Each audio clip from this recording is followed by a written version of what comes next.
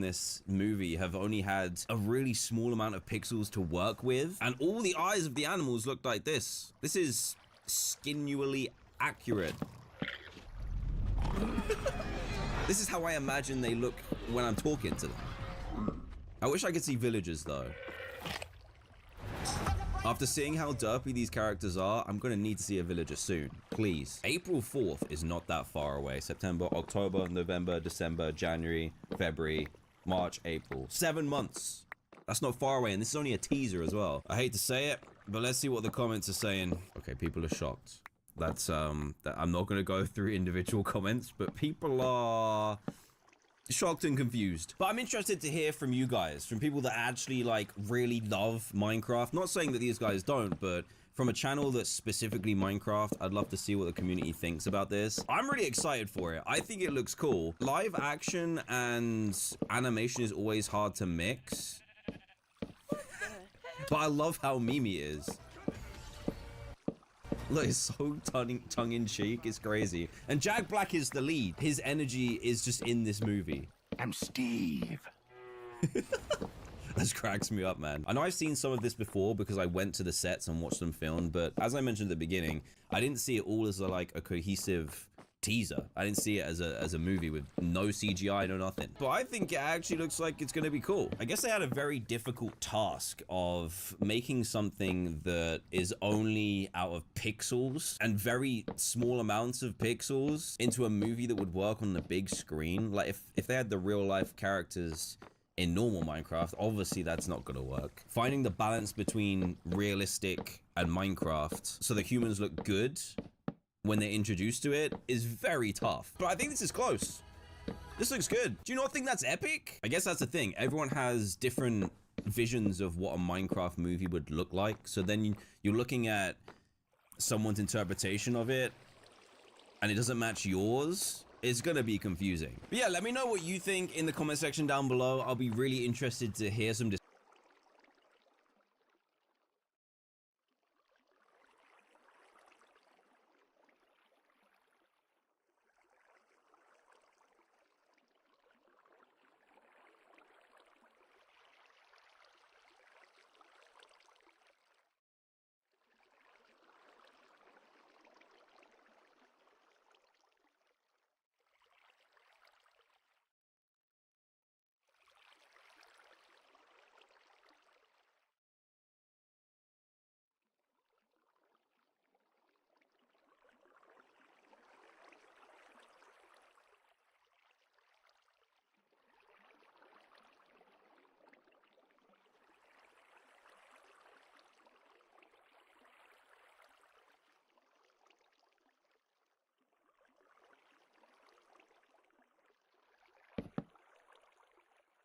discussion on this because Minecraft is such a wide game. Even if you play Minecraft, you can play it in different ways. People literally play the game with resource packs that make it look like this with shaders. Like, I'm someone who doesn't play with shaders because I like the pixel graphics of the game, whereas some people kit out Minecraft exactly like this. So do they love this?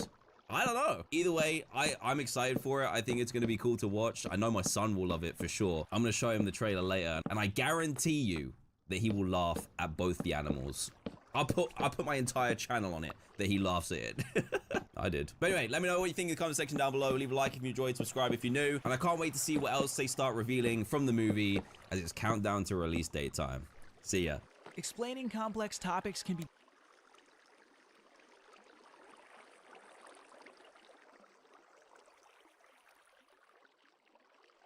So guys, I'm not in the usual studio. Hi. I have a question. Is it possible to beat Minecraft with absolutely nothing? When the world is nothing, when your inventory is nothing, when the block upon which you spawned upon is nothing. When all you have is endless pain of plummeting into the void until you die over and over and over again. Which raises the question, is there actually a way to progress all the way to the end dimension with enough gear to defeat the Ender Dragon when your world starts like this? Now, you might think this is impossible,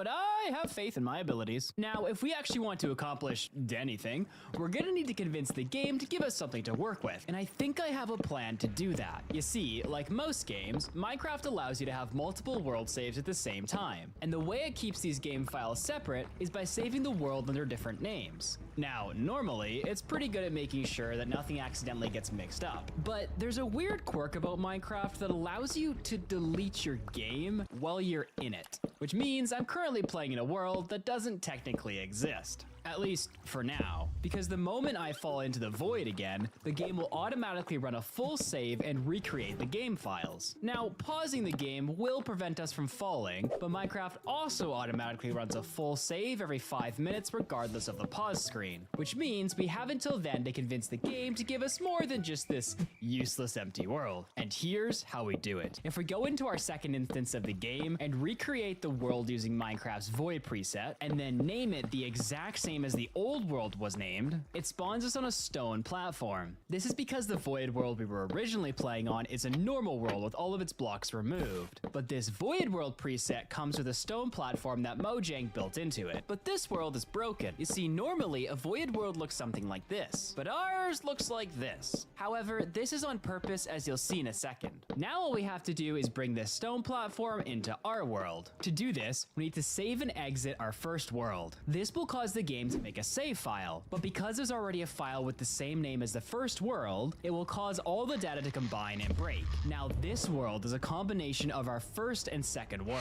and if we load it, we get a stone platform, which is half broken since the data from both our worlds combined and are now corrupted. Now, this might not seem like much, but it's a lot more than what we started with. However, that's not technically all that just happened here. Since we've gone ahead and infused the heckins out of Minecraft's little computer brain, a lot of underlying code is a little messed up. Most importantly, the fact that this new world now has 3 different biomes: Taiga, Plains, and the Void. And believe me, this will soon be very important. But now that we aren't constantly falling to our deaths, we can start worrying about all the other steps it's going to take for us to make it to the Ender Dragon, with things like building another portal, getting blaze rods for Ender Eyes, and finding a non-existent end portal in this barren wasteland that has nothing but a stone platform. Which means we should probably do some research. However, when I just opened Chrome a minute ago, I was blinded by the white light shining from the homepage. But thankfully, all I had to do was install some mods so I could dim the background to suit my gremlin eyes. But wait, this is not Chrome, it's my brand new sugar daddy, Opera GX.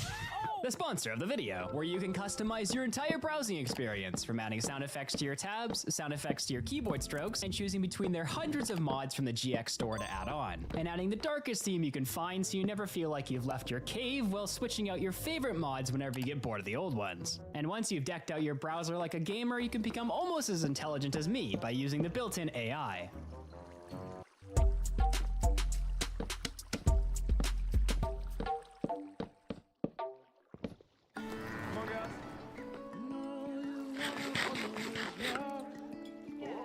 What? Don't have the attention span of even a grasshopper? Well, never fear, because AI can summarize that article you were totally going to fully read and tell you the key points. When you've finished using Opera, you don't even need to exit it to play games, since Opera uses way less RAM than other browsers do, keeping your computer nice and happy and ready for you to totally become the next best esports gamer out there. So, if you need a new browser, or didn't know you needed a new browser, now you do. Get Opera GX using my download link in the description and import all your data in the click of a button and never be blinded again. So before we try and solve any of those impossible issues, we need to get something a lot more important: blocks. Now, normally I just rip some building materials out of the corpse of any enemy I could find, but since I don't have a crafting table, spiders who drop their string are the only way I can make blocks at this stage. And unless I want to smack spiders for the next 1,000 years, we need to find a more renewable source of blocks. And I think I know how to get them. And it's all thanks to these messed up biomes that we brought over from both worlds. When I brought the Void world over, not all of it was willing to come, similar to your last birthday party when only half your friends showed up. It's okay. At least you have some friends. However, just like your friends, only half the Void world showed up in my world. Another term for this is chunk corruption. This causes a lot of issues which we'll have to tackle in the future, like how no mobs can spawn in the Void biome we just brought over to our world, but that's an issue for later. Among many chunks that are now in the sky, there are still chunks from the previous world. And since the spawn point of that previous world had a snowy taiga biome, one chunk of our stone platform still remains with this biome. Since it's not the Void, mobs can actually spawn in it, but so can something else. snow, which can be made into snow blocks. But to even pick it up in the first place, we need a shovel. And luckily for us, zombies just so happen to have a chance of spawning with one. Now, this is important because if one spawns, there's an 8.5% chance he'll drop it. But we can increase our odds a little bit more. On easy mode, the chance of a zombie just spawning with any item is only 1%. On normal, it's 7, but on hard, it's 20%. If we can collect a shovel from one of these zombies, we can use it to mine snow and collect more blocks when it snows, which will help us advance to the next stage, emeralds, enabling us to trade with a wandering trader and getting tons of items. Okay, so this is the only chunk in our platform that isn't the void. Therefore, it's the only chunk that can spawn mobs, but we kind of have an issue. We can't afford to lose any of the blocks in this area, and if we end up running into a creeper, he's gonna blow them up. But I think I have an idea to avoid that. However, to see if it works, we have to wait for nighttime.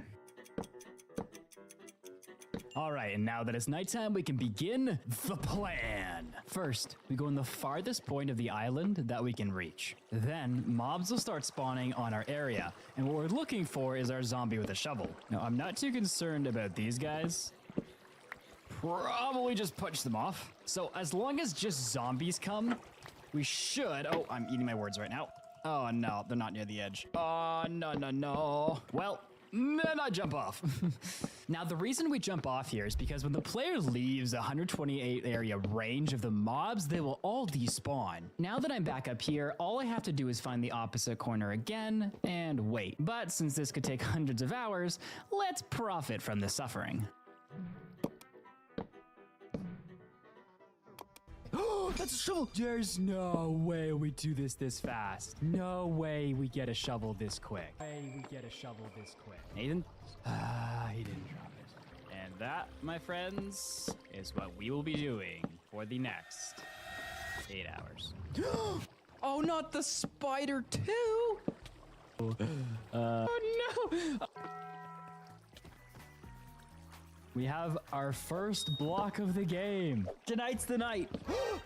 Of course he has armor. What kind of luck is this? No! No! Bro, this night sucks. All right, phase 2. Now that we have 2 wool blocks, what we can do is lure the zombies in, stack up like this, and then we can hit them and they can't touch us. So many of them. All right, let's do a reset. Dave and Jeffrey might be gone. Oh, they lived! Come on, Dave and Jeffrey. Give us some spoon luck.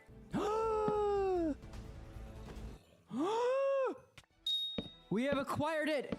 Yes! That took 4 hours. The foxes have blessed us. Without the foxes, we might never have gotten the luck to get the shovel. And that brings us to our next stage. We have to kill about 1,000 foxes to get 1 emerald. If you're searching for an ingredient that holds its own in any dish, look no further than avocado. I put it in and on everything. You see, if we can get 1 emerald... You see, if we can get 1 emerald, we can unlock everything else in the game through the Wandering Trader. But to get there, we needed a fox to bring us an emerald, and this is why we needed a shovel. You see, now that we can build ourselves more blocks, we can expand the platform, enhancing both fox and hostile mob spawning alike. Since the snow fox has a 20% chance to spawn with an item in its mouth and a 5% chance that the item is an emerald, if we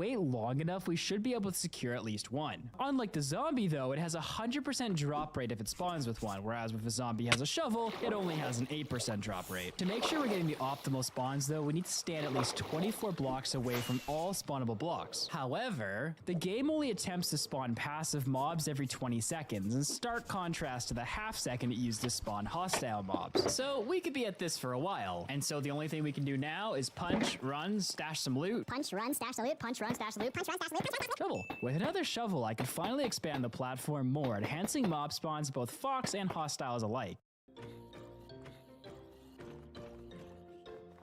After about another 10 hours, I finally had all I needed to create a much more sophisticated mob killing system. So the zombies are gonna come up here, and they're gonna fall into that hole. I'm gonna bait them from here so that they all push each other into it. And then when I come down here, the carpet should stop the baby zombies from getting out. This wall right here should prevent spiders from attacking me, so I can just sit in here and kill things to my heart's content. Get wrecked, nerd! Foxes!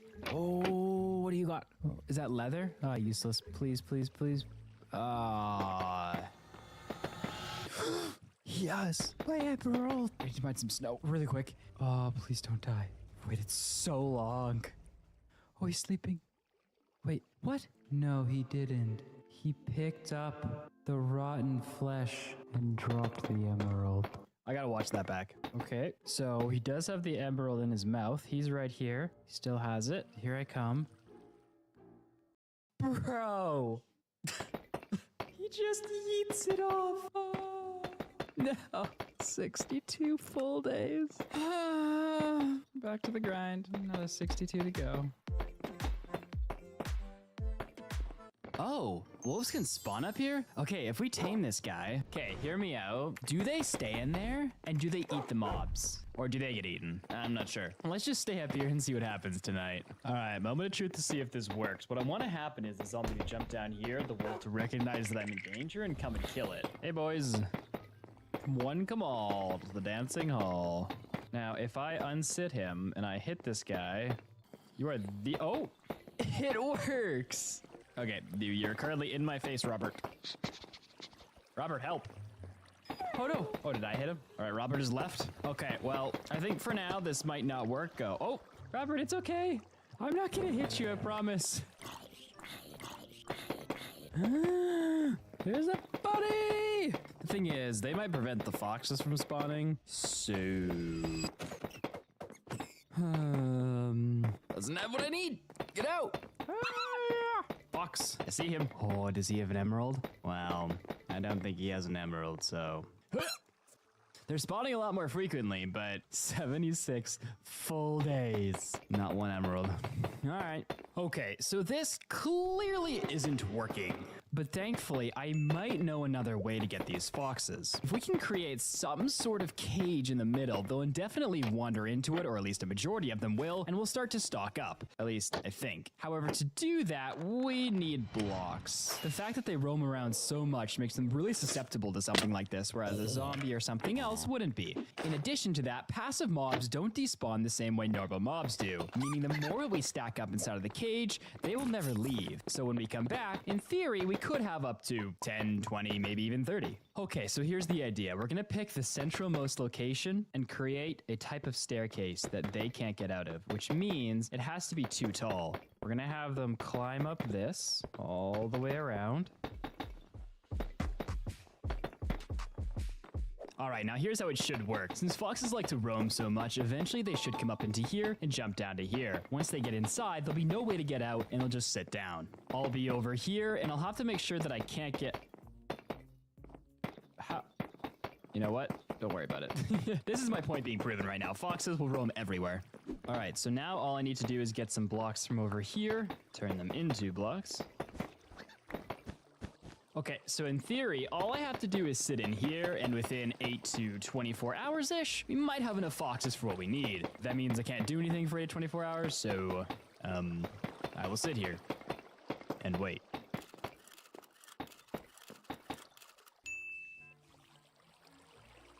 Ooh, we actually have a decent amount in here. Oh, no, I'm just figuring out the issue. Okay, I just went and checked and I was right. So what's happening is these foxes are gathering in here, but so are other mobs. When the sun cooks those mobs, the foxes are dropping their items and picking up the mob dropped items instead. Allowing for only a 1 block gap should allow foxes and spiders to be the only creatures that can get inside. Since spiders are also useful for string, that will be okay. And now that the new trap is set, all we have to do is wait here for like another 4 to 8 hours. I believe. That by pushing boundaries. By exploring new treatments. We can make heart disease history. Help the Heart Foundation continue to fund life-saving medical research. Hand on heart, we can do this. Well, Rocco, it's that time of year again. The end of season trip. For some, finals await. But for others, it's the end of the road on a dismal year and time...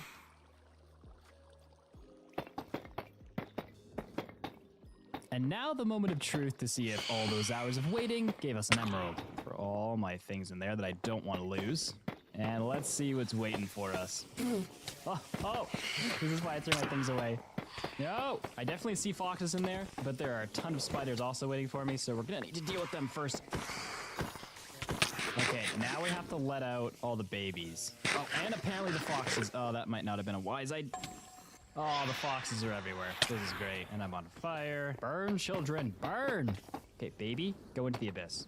I don't see any emeralds. Yeah. Where's the emerald? Come here. Come here. No. Don't you dare. Actually, wait, drop it. Oh, there it is. There it is. Yes! And I got a rabbit's foot. I guess that's lucky. That took 142 full Minecraft days to get that. Hey, give it back. Okay, you know what? We'll just keep that on our persons for now. Actually, every fox needs to die. All right, off the edge you go. Now that we have the emerald, we can begin phase 2 of the plan. But first, let's deal with all these spiders.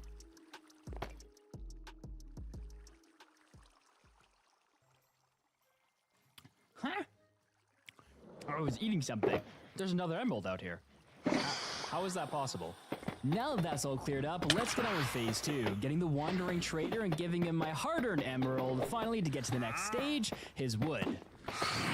However, this isn't very easy. Something you may have noticed is that in over 44 hours, not one wandering trader spawned in this location. That's because of an unfixed bug where wandering traders don't spawn in snowy taiga biomes. Now, thankfully, this world has other biomes like plains. The only problem is the closest one is roughly 500 blocks away, and I don't have 500 blocks. And judging by how hard it was to get the first 200, we need a new strategy, which is why we're pivoting to wool instead of collecting snow blocks. You may have noticed that spiders were clumping into corners during the AFK time while we were waiting for foxes. This isn't random chance, as I designed the farm for spiders to do this. Something that isn't discussed on the wiki is how spiders consistently gravitate to a corner and attempt to climb up. When you hit them, they're still in a climbing cycle and don't fight back. Slowly, they'll begin to fill the mob cap, so by the time I go to kill them, there'll just be a few mobs aside of them existing in the world. This is gonna take a long time though to get all those blocks, so guess I should get started.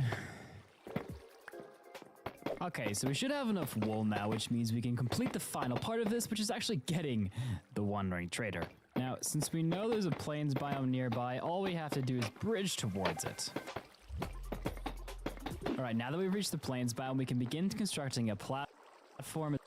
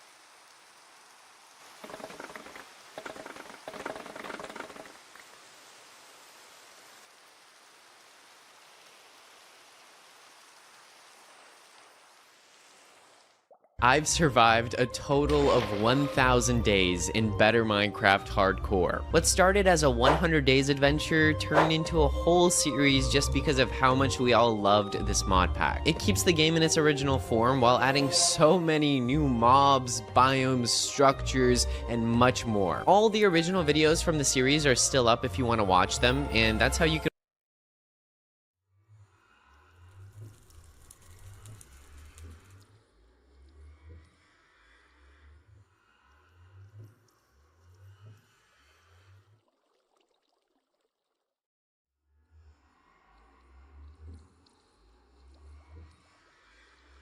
as big as we can make it with the wool.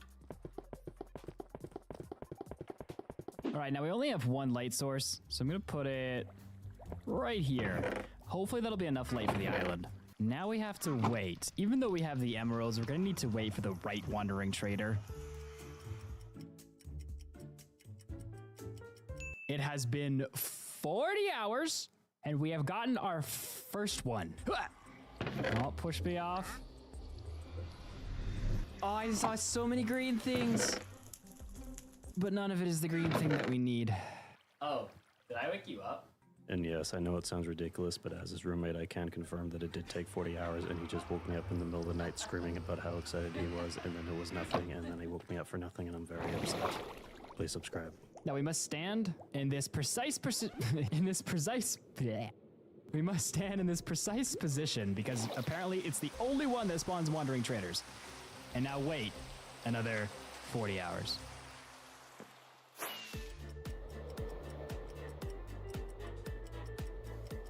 You can watch them in the highest quality, but there are so many, which is why I decided to combine them all into one video. That way you guys can watch or listen to this as you go about your day, work, or sleep. If you enjoyed this video, consider subscribing. That way you can join me the next time I go on a new adventure. But anyways, without further ado, everybody, enjoy as I survive 1,000 days in Better Minecraft Hardcore. I'm gonna try to survive 100 days in Better Minecraft. Better Minecraft is a mod pack that adds tons of new features to Minecraft while still staying really similar to the original game. It adds new mobs, better caving, better dimensions, and so much more. In this video, I plan on building an awesome home using new features from the mod pack, doing a lot of adventuring and exploring, and just trying to stay alive because I'm on hardcore mode and I only have one life. I am very excited to show you this adventure, so grab your favorite snacks, relax, and enjoy as I try to survive 100 days in Better Minecraft.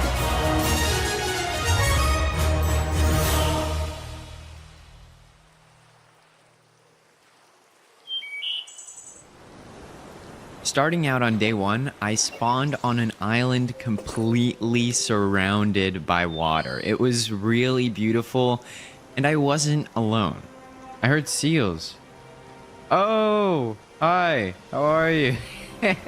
You know what? I think I need to make a zoo. I might make a zoo when I make my house and just try to get as many different animals as I can and make an aquarium. So like, look at it. It's so cute. I chopped some wood down and it was a new type of wood called rainbow eucalyptus, which looked really cool. I made basic tools and also took a look at the book in my inventory, which ended up being a quest book that gave me different missions to go on, and I'd be able to go on those later on. After that, I chopped a whole rainbow eucalyptus tree down because I didn't want to leave anything floating in the sky that would really annoy me. And then I made some more friends. Geese. Hello. Oh man, I just love animals too much. Yeah, I want to make a full, like, is it called a sanctuary? Like a safe place for animals. I don't want it to be a zoo, actually. I want it to be a sanctuary where they can be safe. Oh, look at you. Oh, that's awesome. I then made a boat and headed out in hopes of finding land, and I found a glowing squid along the way, which was just so cool. And then found this house, which was strangely empty on the inside, but when I went to the attic, it had wool in it. So I was able to make a bed, and I slept off my first night. So, day 2. I left the house and found a jellyfish in the water, which I did not get near, and then found a bird's nest that gave me some duck eggs.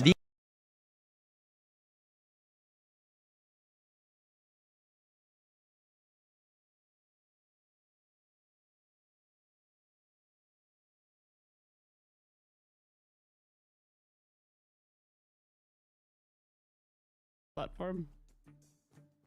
Let's see. Oh, it's raining over here. That's probably not a good thing.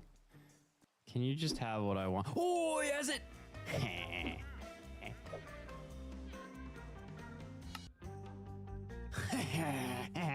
Now that we have the moss blocks, we can begin the next stage, which is getting trees. All we have to do is place the moss down like this, convert some of our bones to bone meal, then just keep bone mealing the moss until we get, come on, there we go, an azalea sapling. By right-clicking the azalea sapling, we have wood. That has been so long.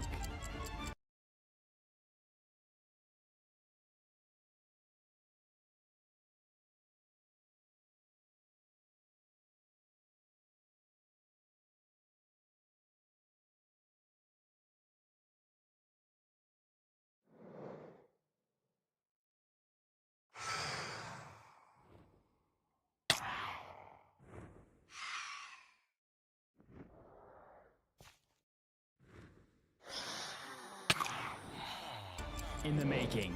But we're not even close to there yet. From this, we have to get to villagers. Villagers will not only unlock better tools, which will help us collect more resources quicker, but they'll also give us things like armor, which will help us in the Ender Dragon fight. And most crucially, they'll give us books, which are essential to beating the game in the end. To get them, however, we're gonna need a few supplies. I think I'm gonna start with gathering gold and apples first, since both of those are crucial elements in getting villagers. To get them, we're gonna need a ton of wood. With it, we can build... Here's my dirt. Oh. Well, we only have one moss block left, but that Get today's... You see, we're gonna need to build a mob grinder in the middle of the plains chunk. You see, the grinder will allow us to collect gold, a crucial supply in getting villagers, since it's used to convert zombie villagers into regular villagers. It's important that we build it here rather than the taiga biome because we also want an oak sapling for a wandering trader, and since traders can't spawn in taigas, it's best to put it over here. For now, we're gonna use an arrangement of trapdoors to persuade the mobs to fall to their death, since we don't have water yet. Since zombies and skeletons both have a 1 to 15% chance to spawn with a piece of armor, and a 90 to 70% chance to spawn with even more than one piece, given our lack of discrimination and how we can dismember and steal from any part of their body, the chances of us getting a armor piece is actually higher than getting the shovel we did earlier. Even though it's still only an 8.5% drop rate like the shovels, there's a higher chance to get one of the 4 armor pieces rather than before when we needed it to spawn with a specific item. And all we need to do is collect 72 pieces of golden armor, smelt them down into nuggets, and create 8 golden ingots for the golden apple. But this will probably still take quite a while. So while it's going, we're gonna make a cauldron and set it up to get water. This will enable us to make the grinder way more efficient. Now that it's built, we can farm gold. Barry has returned! Barry 4.0 is not dying. I will protect them. Where do they go? Bruh. Seriously? I swear I will keep you safe, Barry 5.0.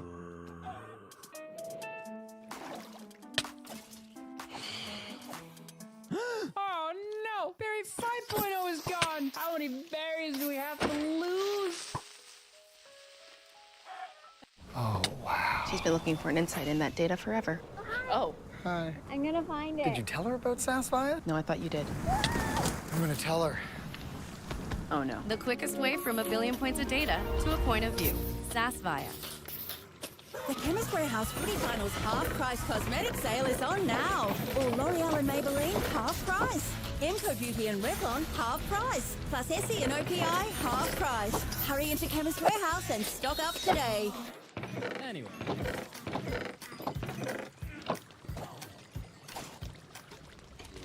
Alright, we have all the gold armor that we need, but we still need to get a wandering trader to get an oak sapling so that we can get an apple. But to pay for that oak sapling, we need 5 emeralds, and currently, we have none. But since the wandering trader won't accept my peasantry gift of wood, we're gonna have to find a way to get 5 more emeralds. But before we go off to make a wandering trader farm and an emerald farm, we need a better...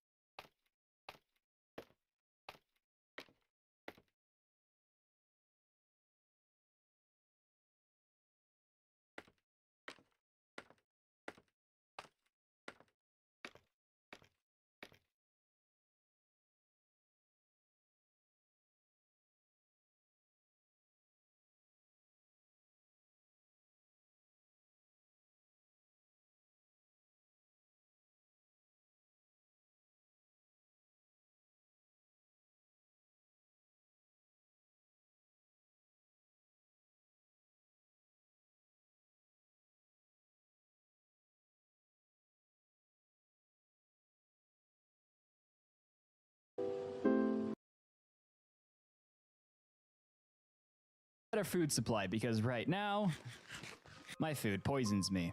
So to solve that issue, we're gonna come over here and grab some of the stone to make into a furnace. This will also enable us to smelt down the golden armor into nuggets.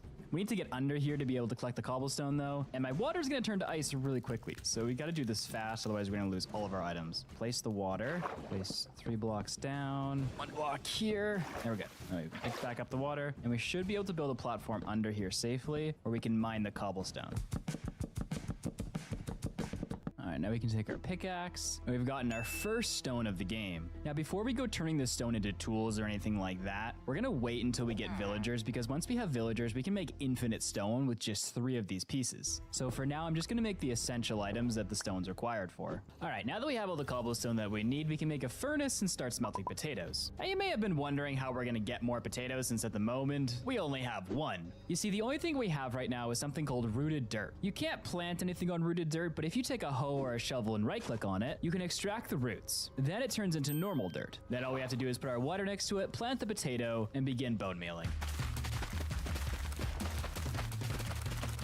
Now that we have a bunch of potatoes, we can make a furnace and start smelting them into a way better food source than rotten flesh. All right, now that we have a food supply going, we can worry about getting infinite emeralds. Well, not infinite, but the next 5 we need to get an oak sapling. We're gonna be using foxes again to extract emeralds from, but this time I have a way better idea on how to make sure we get all the drops. First though, we need to finish clearing out all the snowy taiga biomes in here to maximize how many foxes can spawn. Now that the blocks are cleared out, we can begin making the farm. The farm is split into 2 stages, the trap and the execution. Something I've noticed about foxes is their need to roam around a lot when they spawn in. To capture them into this chamber, I've set up a bunch of trap doors on all 4 sides of it. These act as false blocks, and when the fox roams over it, they'll perceive the trap door as a full block and fall in. Once inside the water, it will push them towards the wolf. Since wolves automatically aggro against foxes, they will encourage the fox to drop the emerald where to get collected into this hopper and put into a chest. All right, it's time to check up and see how many emeralds we've gotten over this time. Oh my goodness. What if I come from this side? There we go. 7 emeralds. Now that we have enough emeralds to trade for an oak sapling, there's only one thing left. The person to trade it with. Now, since wandering traders take forever to spawn, I'm gonna design a wandering trader farm a few hundred blocks that way in the plains biomes. I think it's this chunk right here. I think it's about 300 or 400 blocks that way before we start changing from the void biome back into plains biomes.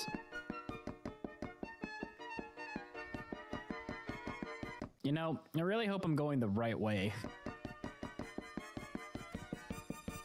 Oh, we're in the plains biome. Let's go a couple more blocks in. We don't want to be in this chunk because this chunk will bleed into the void, so half of it won't even be plains. This area is going to be a lot larger, but there's still going to be void biomes scattered throughout this. The Wandering Trader farm is actually somewhat similar to the Fox farm. It takes advantage of the mechanic that wandering traders always seek out to find the player. Similar to how the foxes roam so much, we can take advantage of the fact that they have so much movement. The Wandering Trader will spawn somewhere close on this platform. By creating this drop chamber with trap doors as false blocks again, the trader will fall in and get pushed down this river. Since Wandering Traders will despawn after 30 minutes though, we need to design something to keep them for longer. By creating this stream to run 5 chunks, the minimum simulation distance you can set in your game, we can cause the Wandering Trader to get pushed into an unloaded chunk, therefore pausing their despawn timer. Alright, now that the farm is complete, all we need to do is make a little AFK chamber.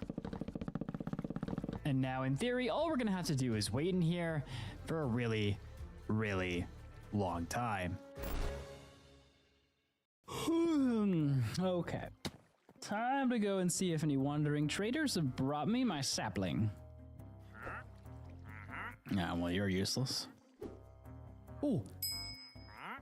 He has it. And now that we have the oak sapling, we can begin trying to extract an apple from it so we can get to a villager.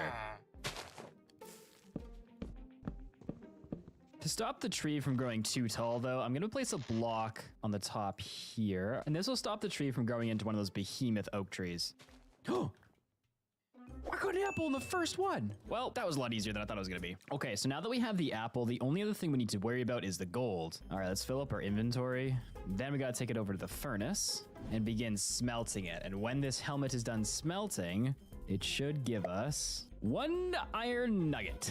Oh, that's gonna take a while, isn't it? To make this go a little bit faster, I'm going to use 3 of my stone, but that should be okay. I want to grab the hopper from the fox farm so we can put all the armor into a chest and just let it feed into the furnace.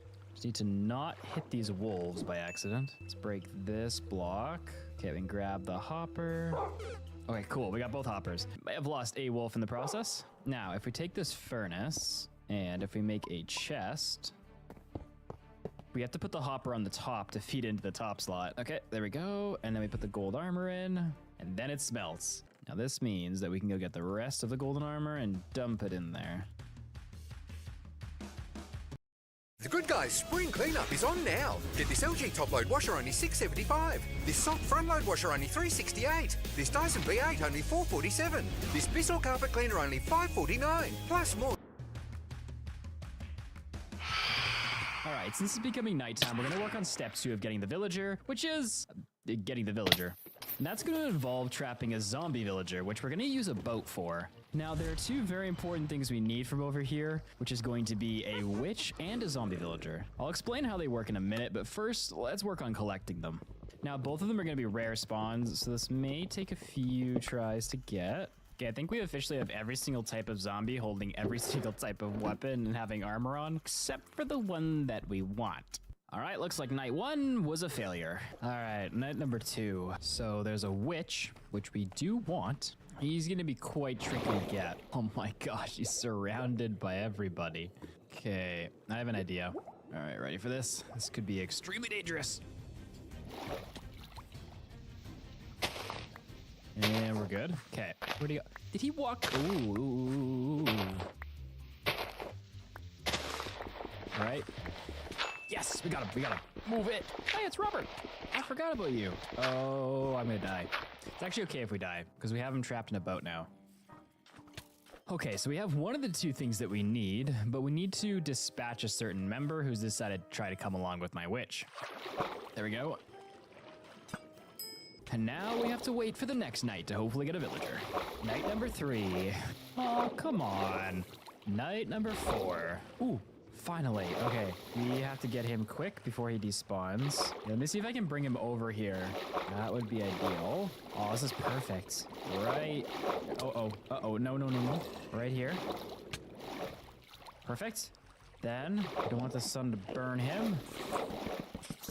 All right, we got him. We got our first villager. All right, and then we can grab our golden nuggets from in here, turn them into ingots. Perfect. Then we just need a couple of apples, like a golden apple, to get this guy just in the position so that he hits. Stop throwing them so high. All right, what about this? Okay, if I move to over here, he should throw the potions at me. Perfect. Come on, throw your weakness. Okay, I'm an idiot. You can only be a maximum of 3 blocks away for it to have a chance to throw a weakness potion. Now he might throw. Come on. Oh, he did it! He did it! Yes. Jeez. Okay. So that zombie's gonna take 5 minutes to turn. I really want to see what happens with this sword, so I'm gonna kind of watch because I want to see the moment he turns. Ooh, okay, the sword just, oh, he dropped it. Oh, that's sick. Hey, what's up, buddy?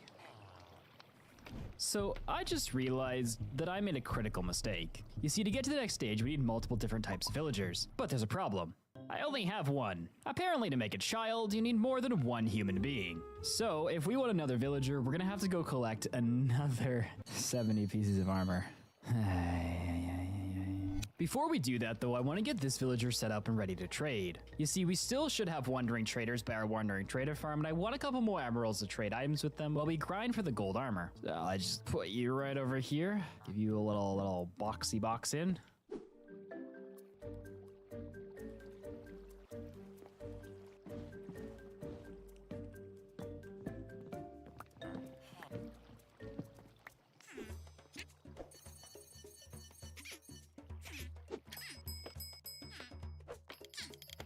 Hopefully it still gives us a diamond pickaxe. I think it should. Let's grab a bunch of these iron axes. We're gonna have to wait for him to restock. While we wait for that, we're gonna go collect more potatoes so that we're getting more emeralds in the meantime, so that when he gets the diamond axe and pickaxe, we can collect those easily. Okay, now this should be the tier. Yes, that he gives us a diamond axe. This is actually really good because we're going to be able to get a diamond axe, a diamond shovel, and his last trade should be a pickaxe because of this one. And I get it for 1 emerald. And we may as well take all the shovels just so we can get him leveled up a little bit. So he's close to a diamond pickaxe, but not quite there. All right, this should be the final push to get everything that we need from the toolsmith here. We'll grab a couple more shovels and axes, and this last trade should be a pickaxe. Otherwise, I'm an idiot. Haha, I'm not an idiot. Now that we've secured a way to get emeralds and upgraded our tools, we can begin looking towards one of the final objectives, lava. And we're gonna get it without backporting, changing worlds, or any weird shenanigans. Lava will lead to obsidian, which will get us blaze rods from the nether. The first stage in working towards this is getting some more wandering traders, but that's gonna take a while. I think at this stage, it's just best to move our whole base over to the plains biome so we can maximize the wandering trader spawns while we work on other things. Alright, with everything else moved, the only thing we have to move now are these 2 villagers. Alright, so now we have to persuade this man to come in this boat. The only issue we have is getting this villager all the way onto this platform up here. And if you didn't know, they don't exactly like to climb. Place a piston there. All we need to do is place this boat over the piston, raise it up. We should be able to drive it on. Perfect. Now I can break the piston. Whoa, is he trying to paddle? Bruh, where do you think you're going? Okay, we raise him up and turn him this way, break this, place that there. Perfect. While we work on getting our wandering trader, I'm gonna set up a villager breeder so we can get all the items we need for later. The idea behind it is pretty simple. By adding 3 beds outside of the reach of the villagers, this encourages them to mate and have children. Then at nighttime, the children will wander towards their bed and fall through this conspicuous hole that I've left. And they'll flow down this water merely drowning to be put into this box where I can turn them into slaves for later. Okay, so now that we have these 2 villagers in here, I want to get this farmer out because he's the one that trades for cheap potatoes. All right, now we just have to wait for these guys to mate. Let's go. We'll set a course to the Death Star. From Tatooine. It's not too far. NYC. Spidey's town. Alright, now that the base has moved over, we can wait for some more wandering traders. You see, we need 2 vital trades to beat the game. First, we need sugarcane to help us make books, an essential item for later. We also need dripstone, so that when we get lava, we can use the dripstone to duplicate it. But it's gonna take a while for them to spawn with those items. So meanwhile, I think we should design a trading hall for the villagers so I can organize which trades I need to get things like diamond armor to beat the Ender Dragon. But of course, I can't let the villagers have a better house than me, so let's build my mansion first. Since I got this cherry sapling from a wandering trader earlier, I think it'd be cool if we did a Japanese theme build while we wait for everything to happen. And now we need a bunch of cherry wood. Alright, and this should be all the cherry wood that we need as well. Ooh. I just realized it would also probably be a good idea to make an iron farm, so...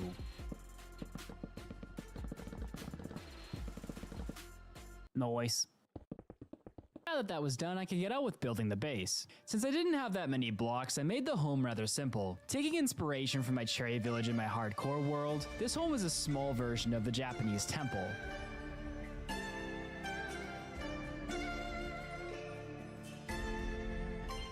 Relocating all my storage left me with one task, the villager trading hall. I wanted to make this skinnier since I wanted it to be, well, a hall. I had to put buttons all over the floor to stop slimes from spawning, so it kind of messed with the whole aesthetic of the build. But I'd rather have buttons on the floor than continue dealing with these dumb slimes. All right, now that the 2 buildings are built, we need to start getting the villagers into their new holding cells.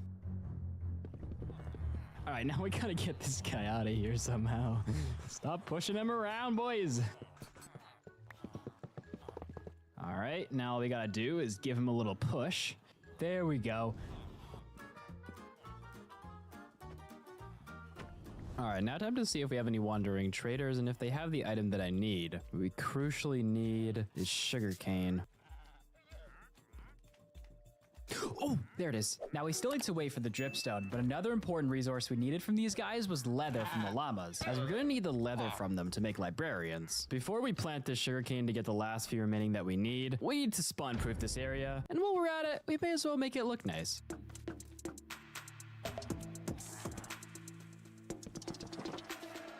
And with that, the islands are complete.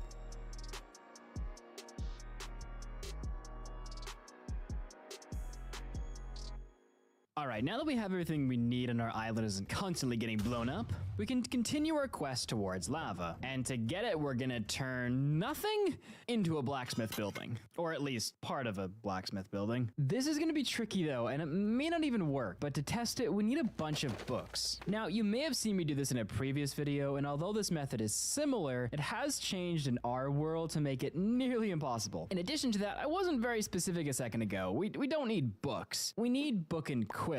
Now, since we can turn some of these villagers into librarians who will trade me bookshelves and I can then break those bookshelves into books, we have everything we need there. And since we've been raising chickens since like Barry 6.0, we'll have all the feathers that we need for the book and quills as well. But that leaves us with one main issue: ink sacks. You see, I thought before that the glowing sacks that we got from the mob farm would be good enough to make book and quills. So I kept a whole bunch of them, but it turns out glowing ink sacks can't make book and quills. And since the only biomes we have are plains biomes, void biomes, and taiga biomes, squids can't spawn as they're only able to spawn in oceans and rivers. But never fear, I have solved where to get them from. Fishing! And to enhance fishing, we can use librarians.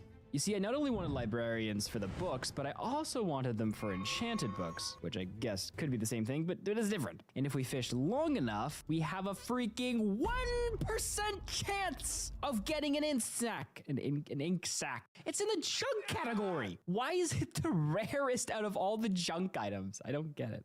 But it's our only option, so we should work on getting a fishing setup going. All we need to do is stand here and aim about right there. Before we start though, I do want the lure enchantment because it'll increase how often we get a bite. Now, to get all the librarians that we needed for this challenge, we needed the sugarcane from the wandering trader to make paper, and we also needed the leather to make books because a librarian requires a lectern to start trading, and a lectern can only be made with a bookshelf. When it comes to holistic health, we can certainly be inspired by other places and cultures, utilising their unique plant powers. One of the best from our friends in Southeast Asia is curcumin. Used in traditional Ayurvedic medicine for centuries, curcumin is the natural compound featured in plants of the Curcuma longa species, commonly referred to as turmeric. This active is responsible not only for turmeric's golden colour, but also its impressive health properties, acting as an anti-inflammatory and antioxidant. Incorporating curcumin And now he should start trading bookshelves for me.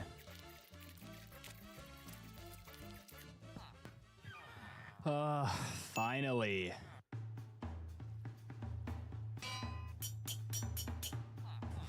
Oh, okay, and now we have mending, the only other enchant that we need. All right, now we can make a fishing rod. We take our fishing rod, throw it in here, put lure 3 on it, and then, I need a little bit more XP.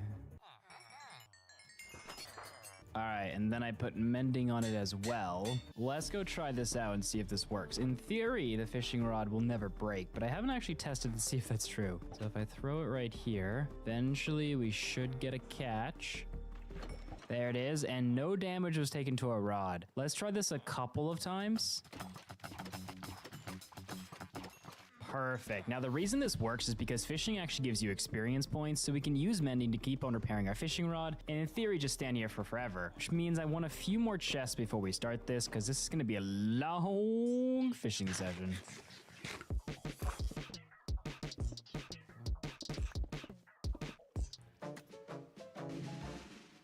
Okay, well, based on my inventory and the fact that we just spent like 70 hours here, I think we have collected enough ink sacks, at least to start trying the idea. Oh, it's just full of witches, and all my villagers have died. Oh, I have a friend. I think I have a saddle. First, let me do my bravery. Now, I'm pretty sure that when I was fishing, I'm not seeing any. I thought you could get a saddle from fishing. Okay, according to the wiki, there's a 0.8% chance that you can get a saddle from fishing. How did we get so unlucky? Well, my friend, I suppose it was not meant to be. I forgot about, I'm getting so distracted right now, but I forgot about this. Oh no. Well, we won't be getting our horse, which means we should get back to our main objective, which is collecting all the resources we need for a book and quill. And on that note, we should see how many ink sacks we actually got from all that fishing. Okay, so from all that fishing, we got 4 stacks and 14 ink sacks. Now, there might be more down there, but this will be at least enough for a start, if not hopefully enough for everything. Now, there's only one more component to getting a book and quill that we need, feathers. But before we extract them from our many berries that we left over on our other island, we should get looting.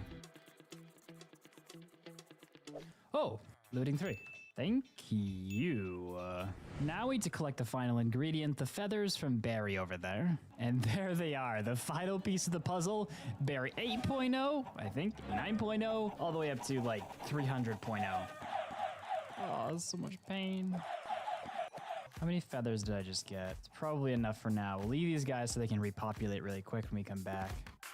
And now that we have everything we need, it's finally time to get lava so we can secure blaze rods to open the end portal, once we get one from nothing.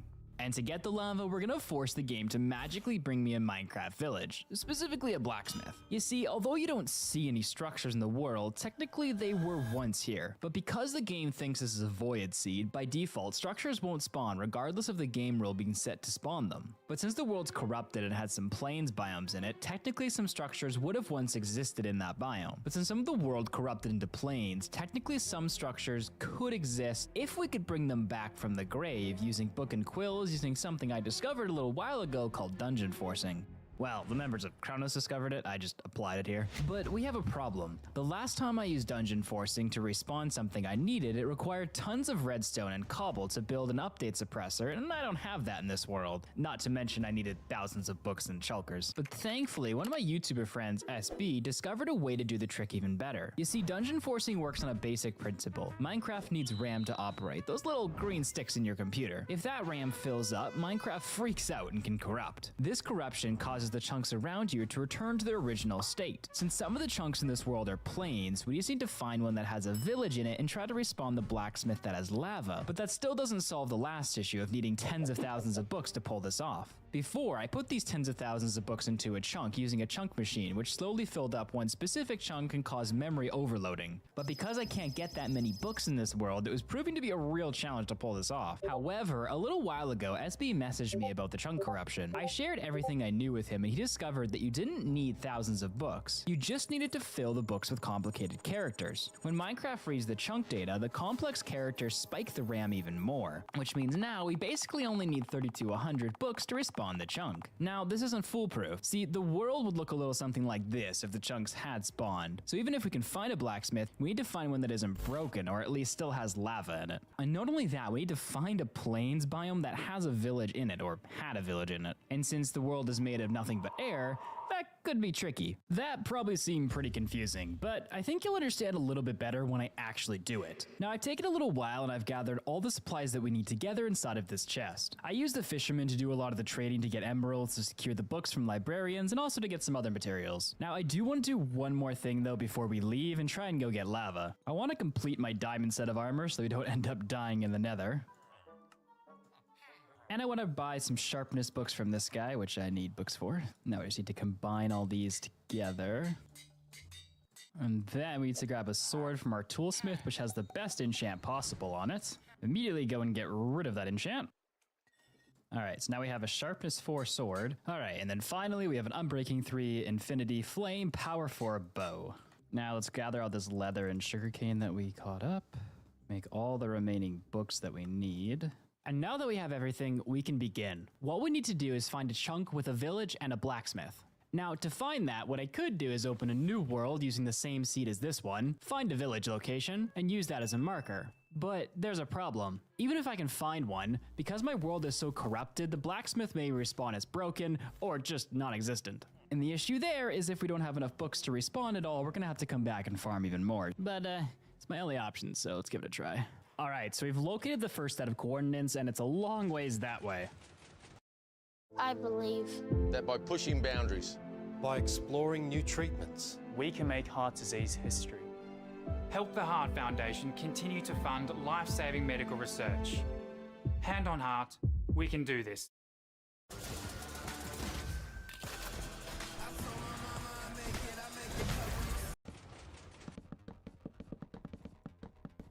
All right, so I think this is the chunk that will have the blacksmith in it if it's gonna respawn, which we can actually check. Ooh, this biome's the void. That's not a good sign. Let's just make sure, is it all void? Okay, it looks like this entire place is void, so this chunk isn't gonna work.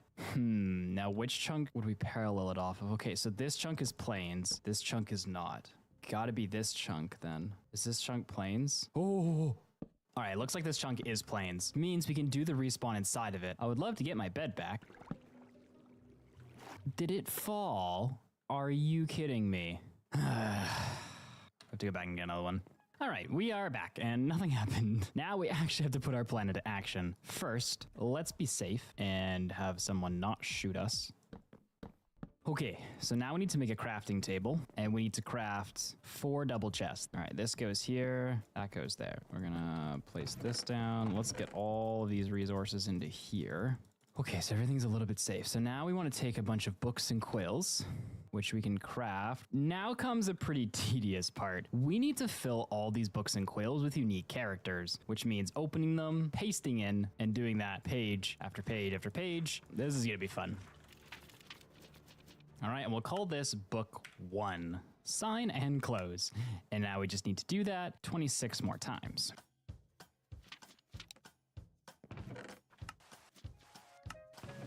So now that we've made all the copies of the first 27 books, we need to copy them into other books. Now, the last time I made this mistake, and I didn't think you could actually copy a written book.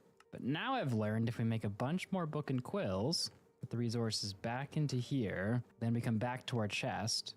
Let's just take book number 1 as an example. If we put a book and quill next to it, we can copy it with retaining the original. This way we'll have multiple attempts at respawning the chunk. Okay, chest is filled, so we'll take this. Now we do have to be careful here because the same books that are in that chest are also in this one. So to make this a little bit safer, we're gonna move some of the books from this chest into a different chunk. Okay, and now with the books in the chest, it's time to begin. First, we need to quit the game. And then start it back up again. All right, we need to change the amount of RAM. Let's start with 1,000. I'm not sure how much this new method's going to require, so, all right. Then we play, come on. Okay, 1,000 might have been too much. Let's try 800. So now if we play, oh, it's gone. It worked, but it didn't give us what we wanted. You see, the chest disappeared, so technically it did respawn the chunk, but since this chunk seems to be a void, all it respawned was air, which really only leaves us with one option, and that's to try this somewhere else. And maybe just something, because like none of this is tested. None of this is actually something that's very easy to do. Like it's all very buggy and half the time doesn't work apparently. So maybe if we try it in another chunk, we need to make a copy of the books and bring a copy of the books with us. Now, unfortunately, the other spot that we need to respawn is on the complete other side of the map, meaning we're gonna have to go all the way back to our main base and then bridge out a few hundred blocks. Okay, now we start bridging. Okay, so this is the other chunk. It's a lot farther away, so I didn't want to use this one first, but we're now forced to. So put everything into here. All right, so now that everything's set up, we just need to move away out of the chunk. Now we restart the game again. The chest is gone. I don't know why I thought this one was gonna work. Oh, I get it. Okay, so we're on Y level 3. Super flat in 1.20 starts on Y level 60. So it's respawning it below. Oh, I'm such an idiot. Oh, I'm so... Does it have lava? Did I bring a water bucket? No. Is that even a blacksmith? Am I gonna die if I jump down there? I feel like I am. I need to get water. All right, there we go. They're definitely gonna blow up. Oh, is there lava? Yes. Okay. Now we need to work on duplicating the lava into multiple sources, which is why we brought the dripstone and the cauldrons. So if we build up like this, and I think we should place the dripstone right here. Now, if we place the dripstone below them, like so, and then we just encase this area, and then Alright, now this could take a while. You see, according to the wiki, on average, a random tick occurs roughly every 68 seconds. Now there's a 6% chance for the cauldron to just be magically filled by the dripping lava, so then on average we're looking at like maybe 19 to 30 minutes per cauldron to fill up. Now this is only step 1 of 2, as getting the end portal could be a little bit trickier than this, but that's something to deal with in a minute. For now, we need to get back to the base, grab a pickaxe, and wait for these things to fill up. Oh. That happened way quicker than 20 minutes. Okay, well, there's something I can do with it, so I'll put it into a little hole over here. What? What are the chances of that happening? All right, now that we've collected all the lava, we can make the actual nether portal. Oh, it's already on fire. This is how professionals do it, boys. We go lava, we go... Oh, gosh darn it. No! All right, and like I said, look at how the professionals do it. Now, since we can't get any flint and steel in this world, since flint doesn't exist, we have to light this portal the old-fashioned way. If we take wood and surround one of the sides, then we fill this with lava, just hold it in here like so. We can use the fire created from that wood to light the portal. Hey, there we go. Okay, now we've secured passage into the nether. Getting into the end might actually not be possible, but we'll figure that out in a minute. There's a chance we can do it, and then there's a chance we can't. And I'll explain why in a minute, but first, we need to get some items. Hello there. Well, Rocco, it's that time of year again. The end of season trip. For some, finals await, but for others, it's the end of the road on a dismal year and time to prepare for 2025.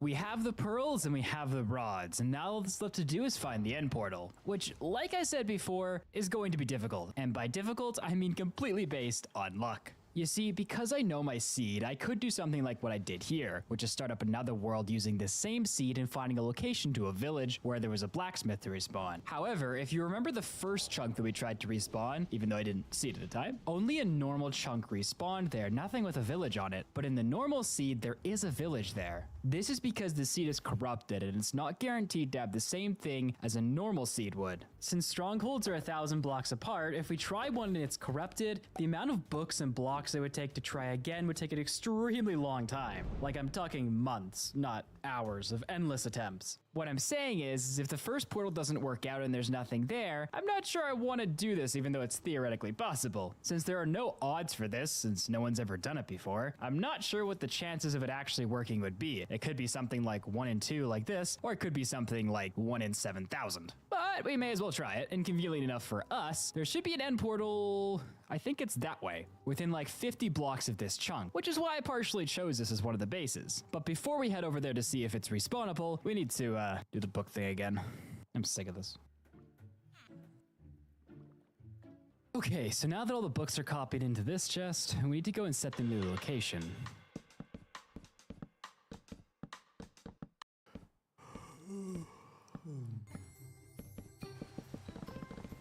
Now we're currently at -49, and we need to make it to +20, which means I don't have enough blocks for that. One moment. All right, now that we're back with some blocks, we can get to where we need to go, which is Y level 20. Oh, that's a good sign. Okay, Y level 20. All right, let's place this in. This might actually work. I need to leave. Okay, now we restart the game. Play. Okay, come on. Come on, work, work.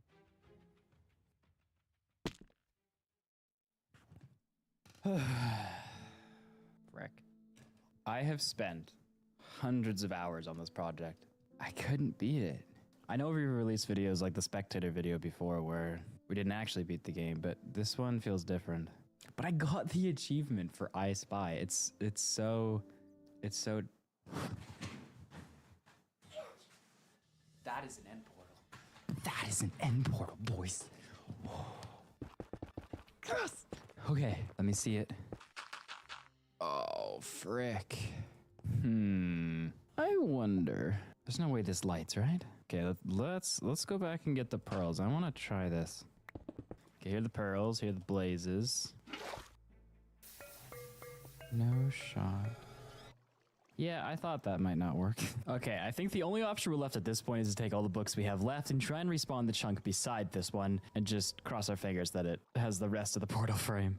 So we have to respawn this chunk right here. Yeah, there's a boundary right there. So I'm gonna throw a chest in here, all of our books, and these are all the remaining books we have. I think it's gonna work though. I think because this one's here, there's gonna be one over here as well.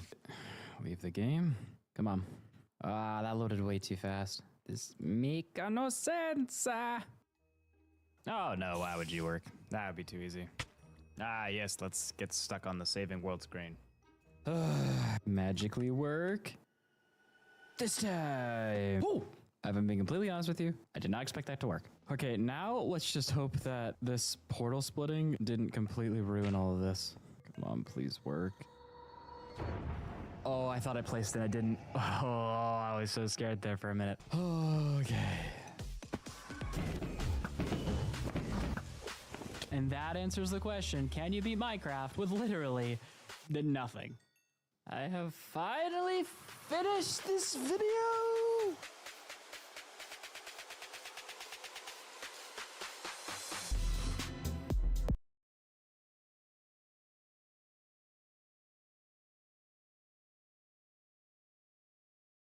Nothing. I have finally finished this video!